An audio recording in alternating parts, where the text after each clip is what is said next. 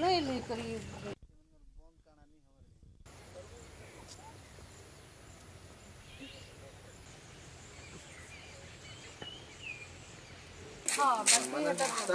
देखुन बहुत दिन रो दाबी हे आसुचे ए रास्ता गुटे हबार कथा जेहेतु बलांगीर के जोगाजोग करवार लगी इटा गुटे सरकार रो उदासीनता लगी ई रास्ता नहीं पार और बहुत दिन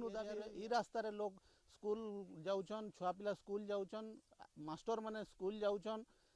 बहुत पेसेंट मान को ई रास्ता रे का नबार पड़ुचे वर्षा हे गले नालिया अच्छे नालिया रे बहुत पैन छाते ऊपर पैन आसुचे जेंति लगी बहुत समस्या देखुचे ई रास्ता रे यथाशीघ्र गुटे माने पुलिया तैयारी करी करी गोटे रास्ता गोटे तैयारी हेले ई